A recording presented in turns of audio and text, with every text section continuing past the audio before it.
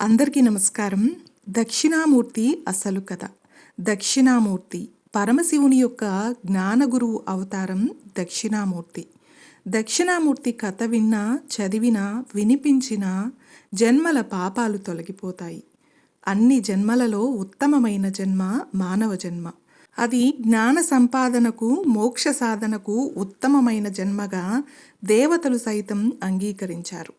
అటువంటి మానవులకు వారి జీవితంలో దుఃఖాలను తొలగించేటటువంటి జ్ఞానాలను ప్రసాదించేటటువంటి ఏకైక దైవం గురు దక్షిణామూర్తి. మనలో చాలామందికి దక్షిణామూర్తి ఎవరో, ఎలా ఉంటాడో తెలియదు.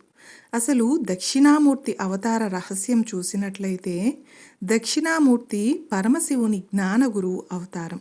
అయితే పరమశివుడు దక్షిణామూర్తిగా ఎందుకు, ఎలా అవతరించాడో ఈ వీడియోలో తెలుసుకుందాం.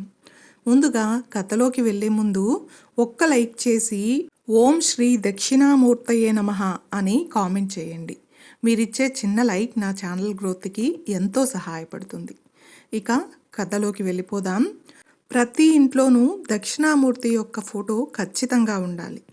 ఏ ఇంట్లో దక్షిణామూర్తి ఫోటో ఉంచి ఓ 10 నిమిషాలు రోజు ఆయనను చూస్తూ దక్షిణామూర్తి యొక్క స్తోత్రాన్ని పఠిస్తూ ఉంటారో అటువంటి వారికి కష్టాలు దరిచేరవట. ఏ ఇంట్లో అయితే పిల్లలు అదే పనిగా ప్రయత్నపూర్వకంగా దక్షిణామూర్తి ఫోటో చూస్తారో అటువంటి పిల్లలకి 2 ఫలితాలు కలుగుతాయి. ఒకటి, అపమృత్యు దోషం తొలగిపోతుంది. రెండవది, సరస్వతి కటాక్షం కలుగుతుంది. అటువంటి పిల్లలు జీవితంలో ఉన్నత స్థానంలో ఉంటారని చెప్పడంలో సందేహమే లేదు. దక్షిణామూర్తిని చూసేటటువంటి వారికి, దక్షిణామూర్తి స్తోత్రాన్ని పఠించేటటువంటి వారికి తెలియక చేసినటువంటి పాపాలు నశిస్తాయి. వారికి రాబోవు కష్టాలు తొలగించి వారిని దక్షిణామూర్తి రక్షిస్తాడని పురాణాలు చెప్తున్నాయి. ఈ దక్షిణామూర్తి కథను పిల్లలు, పెద్దలు అందరూ తప్పక వినాలి. ఇప్పుడు అసలైన దక్షిణామూర్తి కథను తెలుసుకుందాం. ఒకనాడు బ్రహ్మదేవుడు తన సృష్టిని ప్రారంభించినప్పుడు వేదాలు, శాస్త్రాలు సృష్టించాడు. కానీ ఒక సమస్య వచ్చింది. వేదాలు ఉన్నా వాటిని అర్థం చేసుకునేవారు లేరు. జ్ఞానం ఉన్నా గ్రహించే మనసులు లేవు. ప్రపంచం సరైన దారిలో నడవడానికి గురువులు అవసరం, జ్ఞానశక్తి అవసరం. అప్పుడు బ్రహ్మదేవుని మనసులో నుండి 4 మహాపవిత్రమైన మునులు పుట్టారు. వారే సనక సనందనాదులు. వారిది పిల్లల లాంటి రూపం, కానీ జ్ఞానంలో మహర్షులు. వారికి ఒక్కటే కోరిక, ప్రపంచ సత్యం తెలుసుకోవాలి, పరమ జ్ఞానం ఎవరి వద్ద ఉందో తెలుసుకోవాలి. 4 మునులు లోకాలన్నీ తిరిగారు. ఆశ్రమాలు, హిమాలయాలు, దేవలోకాలు. జ్ఞానం ఉన్నవారి హృదయం కోరుకున్న పరమసత్యం మాత్రం దొరకలేదు. వారికి మాటలతో చెప్పే గురువు కాదు, మనసును జ్ఞానంతో నింపగల ఆత్మ గురువు కావాలి.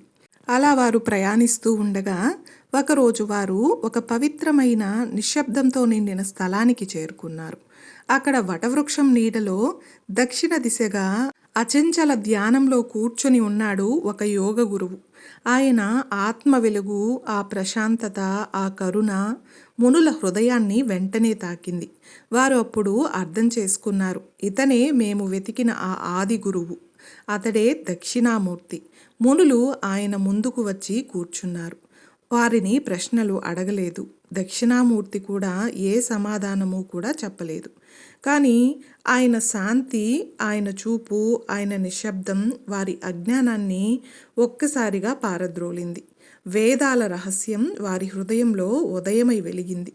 మాటల కంటే గొప్పది గురువు మౌనం. దక్షిణామూర్తి చూపు మనలో ఉండే చీకట్లను తొలగిస్తుంది. భయం, సందేహం వీటన్నింటికీ ఆయనే పరిష్కారం. దక్షిణామూర్తి రూపంలోని ప్రతి లక్షణానికి ఒక అర్థం ఉంది. అభయముద్ర భయాన్ని తొలగిస్తుంది. జ్ఞానముద్ర జ్ఞానాన్ని ప్రసరింపజేస్తుంది. అగ్ని అజ్ఞానాన్ని దహనం చేస్తుంది. పుస్తకం లేదా అక్షరమాల విద్య, ఉపనిషత్తుల సాధనకు కారణమవుతుంది.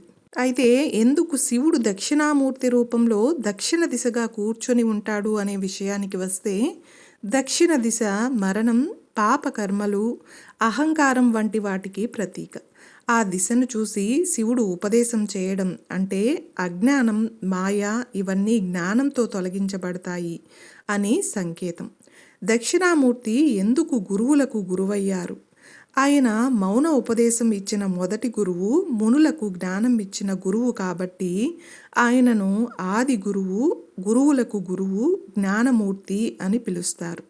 పిల్లలు దక్షిణామూర్తి మంత్రం ఎందుకు చదవాలి?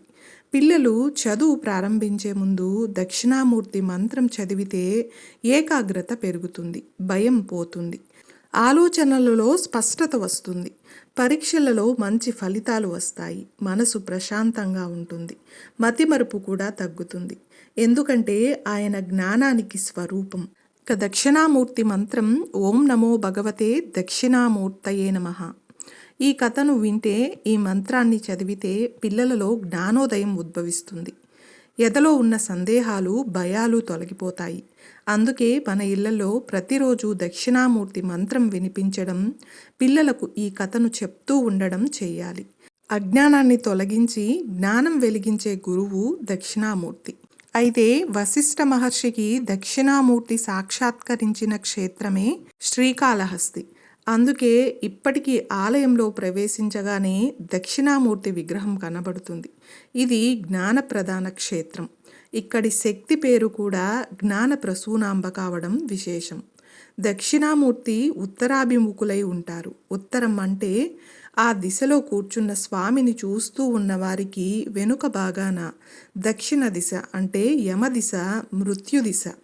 దీని భావం, ఎవరు దేవుని వైపు చూస్తారో వారు యముని వైపు చూడరు. అంటే మృత్యువు వారి దగ్గరకు రాదు. యముని చూపు మనపై పడకుండా స్వామి చూపు నిఘా వేస్తుందట. అదే అజ్ఞానమనే మృత్యువు అని ఉపనిషత్తులు చెప్తున్నాయి. ఆత్మస్వరూపాన్ని ఎరుగకపోవడమే మృత్యు ప్రమాదము. యముని సైతం శాపించిన మృత్యుంజయుడే దక్షిణామూర్తి. దక్షిణ అంటే దాక్షిణ్య భావం. ఏ దయ వలన దుఃఖం పూర్తిగా నిర్మూలమవుతుందో ఆ దయను దాక్షిణ్యం అంటారు. ఈ లోకంలో శాశ్వతంగా దుఃఖాన్ని నిర్మూలించగలిగే శక్తి ఒక్క భగవంతునికి మాత్రమే ఉంటుంది. ఆ శక్తియే దాక్షిణ్య భావం ప్రకటించిన రూపమే దక్షిణామూర్తి రూపం. అజ్ఞానం పూర్తిగా తొలగిపోతేనే శాశ్వత దుఃఖ విమోచనం కలుగుతుంది. ఆ అజ్ఞానాన్ని తొలగించే జ్ఞాన స్వరూపమే దక్షిణామూర్తి. దక్షిణామూర్తికి గురువారం నాడు స్వామివారికి ఆలయంలో ప్రత్యేక పూజలు జరుగుతాయి. ఆది గురువు అయిన దక్షిణామూర్తిని సూచిస్తూ ఆది శంకరాచార్యుల వారు దక్షిణామూర్తి స్తోత్రాన్ని రచించారు.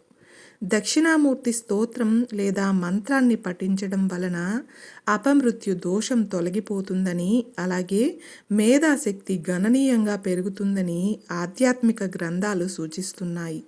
దక్షిణామూర్తిని పూజించడం వల్ల జ్ఞానం, విద్యాభివృద్ధి, మానసిక ప్రశాంతత మరియు గురుగ్రహ దోష నివారణ జరుగుతుంది. ఆది గురువుగా ఆయన విద్యార్థులకు మేధస్సును, సాధనకు, ఆధ్యాత్మికతను, గృహస్థులకు సంతోషాన్ని ప్రసాదిస్తాడు. ముఖ్యంగా గురువారం నాడు దక్షిణామూర్తిని పూజించడం లేదా స్తోత్ర పారాయణ చేయడం వలన అజ్ఞానం నశించి కష్టాలు తొలగిపోతాయి. విద్యార్థులకు చదువులో ఏకాగ్రత, మేధోశక్తి పెరుగుతాయి. తెలివితేటలు, జ్ఞాన వికాసం కలుగుతాయి. గురుగ్రహ దోషాలు తొలగిపోతాయి. గురువారం పూజించడం చాలా మంచిది. ఇంట్లో దక్షిణామూర్తి చిత్రం ఉంచి 10 నిమిషాలు ధ్యానం చేస్తే సత్వగుణం వృద్ధి చెంది ఇంట్లో సుఖ సంతోషాలు పెరుగుతాయి. మరియు కెరియర్లో ఎదురయ్యే ఆటంకాలు, కష్టాలు తొలగిపోతాయి. దక్షిణామూర్తి దక్షిణాభిముఖంగా ఉంటారు. ఆయన రూపాన్ని నమస్కరించడం ద్వారా అజ్ఞానాన్ని, దుఃఖాన్ని, అకాల మృత్యు భయాన్ని కూడా పోగొట్టుకోవచ్చు. దక్షిణామూర్తి స్తోత్రం చదవడం లేదా ఆయనను ధ్యానించడం వలన జీవితంలో అనుకూలమైన పరిస్థితులు ఏర్పడతాయి. శివుడు తన కుడివైపు నుండి దక్షిణామూర్తిగా ఉద్భవించాడని నమ్ముతారు. దక్షిణ దిశగా ముఖం ఉండడం వల్ల యోగా, సంగీతం, శాస్త్రాలకు అధిపతిగా భావిస్తారు. గురువు లేని వారికి దక్షిణామూర్తిని గురువుగా భావించి పూజించడం శుభప్రదం.